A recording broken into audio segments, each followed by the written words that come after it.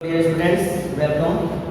आज हम बात करने वाले हैं बेटा न्यूटन्स लॉज ऑफ मोशन में न्यूटन्स के थर्ड लॉ ऑफ मोशन की। हमारे प्रीवियस वीडियो लेक्चर में हमने न्यूटन्स का first law of motion, Newton का second law of motion, momentum और इनर्शिया के बारे में बात करी थी। तो न्यूटन्स का थर्ड लॉ ऑफ मोशन होता क्या है? तो to every action there is equal and opposite reaction. हमने क्या कहा? हर एक्शन की इक्वल और अपोजिट क्या होती है बेटा? रिएक्शन होती है। ये न्यूटन्स के सेकंड लॉ ऑफ मोशन का स्टेटमेंट है। अब ये होता क्या है? To every action there is equal and opposite reaction. इसको समझने के लिए हम सपोज करते हैं हमारे पास एक हमने टेबल ली और इस टेबल पर हमने बेटा एक बुक रख दी। अब बुक का क्या है बेटा? अपना एक मास होता है।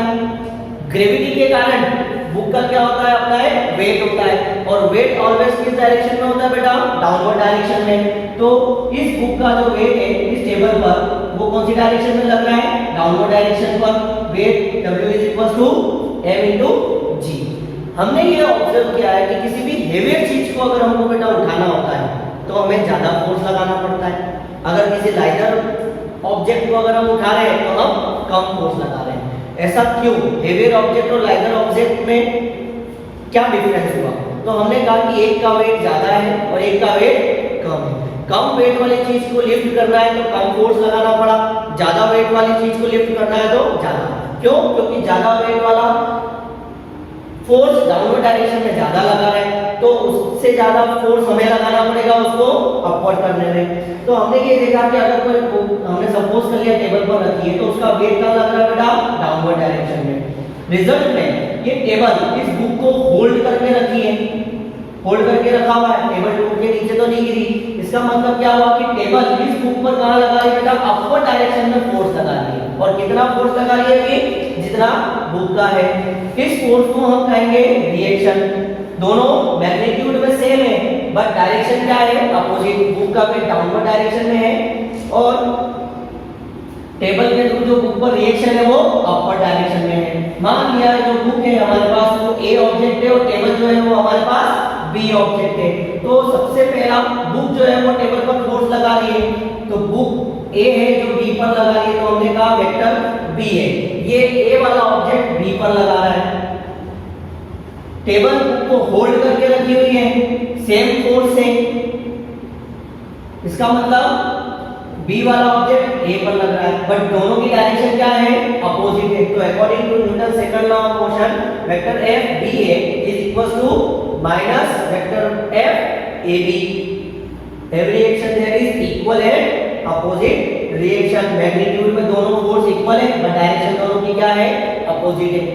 हमने ये ऑब्जर्व किया है बेटा कि जब हमें हाई जंप करनी होती है तो हम अपने पैरों से अर्थ पर क्या लगाते हैं? फोर्स लगाते हैं और रिजल्ट में हम कहाँ जाते हैं? ऊपर। जितना ज्यादा फोर्स हम नीचे की तरफ लगाएंगे अर्थ पर उतना ज्यादा हम हाई जंप कर पाएंगे। हमने ये भी देखा है एथलीट जब लॉन्ग जंप करते हैं तो रनिंग करते हुए तेजी से पीछे की तरफ अर्थ को प्रेस करते हैं और आगे की तरफ वो जंप करते हैं। जब हम चलते हैं अर्थ पर तो अपने पैरों से अर्थ को पीछे की तरफ धक्का देते हैं, पुश करते हैं और रिजल्ट में हम कहाँ जाते हैं? आगे की तरफ जाते हैं। इसका मीनिंग क्या हुआ कि जितना फोर्स हम किसी ऑब्जेक्ट पर लगाते हैं उतना ही फोर्स वो ऑब्जेक्ट हम पर लगाता है बट इन अपोजिट डायरेक्शन। तो ये हमारे पास न्यूटन का थर्ड लॉ ऑफ मोशन था बेटा। तो every action there is equal and opposite reaction. किसी भी थर्ड लॉ ऑफ मोशन को डिराइव करेंगे with the help of Newton second law of motion. अब न्यूटन का सेकंड लॉ ऑफ मोशन क्या कहता है कि जब तक हम किसी ऑब्जेक्ट पर फोर्स अप्लाई ना करें उसके मोमेंटम में कोई भी चेंज नहीं होगा। सपोज कर लिया हमारे पास दो ऑब्जेक्ट है जिसका मास m1 और m2 हमने ले लिया। m1 जो है उसका मोमेंटम हमने मान लिया बेटा p1 और m2 जो है उसका मोमेंटम हमने मान लिया p2। अगर कोई भी एक्सटर्नल फोर्स अप्लाई न करें तो according to Newton second law of motion there is no change in momentum. उनके मोमेंटम में कोई भी चेंज नहीं होगा। तो हमने कहा कि F = d/dt of p1 + p2 = 0। That is d/dt of p1 + p2 = 0 और dp1 by dt plus dp2 by dt is equals to 0 और हम कह सकते हैं dp1 by dt is equals to minus dp2 by dt। इसको हमने ले ली equation number 1।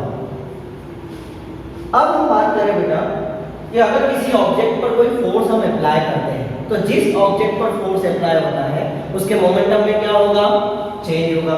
तो सपोज हमने क्या करा था, हमारे पास 1 और 2 दो ऑब्जेक्ट है, 1 का मोमेंटम हमने p1 लिया था, 2 का मोमेंटम हमने p2 लिया। जब इनमें म्यूचुअल इंटरेक्शन होता है तो ये एक दूसरे पर क्या लगाते हैं बेटा, फोर्स लगाते हैं। 1 वाला 2 पर फोर्स लगाएगा तो 1 वाला जो 2 पर फोर्स लगाया है वो हमने कहा F21। रिजल्ट में 2 वाला 1 पर फोर्स लगाएगा according to Newton third law of motion, every action there is equal and opposite reaction. तो रिएक्शन वाला जो फोर्स हो गया वो 2 वाले ने 1 पर लगाया है तो ये हो जाएगा आपका F12। अब अगर सबसे पहले हम बात करें कि 1 वाले ने 2 पर फोर्स लगाया, इट मींस F21 की जो वैल्यू होगी, तो 1 वाले ने 2 पर फोर्स लगाया, इट मींस मोमेंटम किसका चेंज होगा बेटा, जिस पर फोर्स लगा, dp2 by dt। Result reaction क्या हुआ बेटा, सेकंड वाले ने फर्स्ट पर लगाया, मतलब हमने फोर्स की बात करी F12, सेकंड वाले ने फर्स्ट पर लगाया तो जिस पर फोर्स लगा उसके मोमेंटम में चेंज होगा dp1 by dt। दोनों की वैल्यू को इक्वेशन नंबर 1 में हमने क्या कर दिया बेटा, पुट कर दिया। तो dp1 by dt ये हो गया हमारे पास F12 माइनस ये हो गया हमारे पास F21। तो न्यूटन का सेकंड लॉ अगर हम देखें तो मैग्नीट्यूड में दोनों फोर्स इक्वल है पर डायरेक्शन में अपोजिट है। तो this is the Newton third law of motion और इसका डेरिवेशन हमने करा with the help of Newton second law of motion से। आई होप आपको ये डेरिवेशन क्लियर हो गया होगा। इंपॉर्टेंट क्वेश्चन है ये, न्यूटन के थर्ड लॉ ऑफ मोशन का एग्जाम में पूछा जाता है। न्यूटन का third law of motion with the help of second law of motion. Thank you.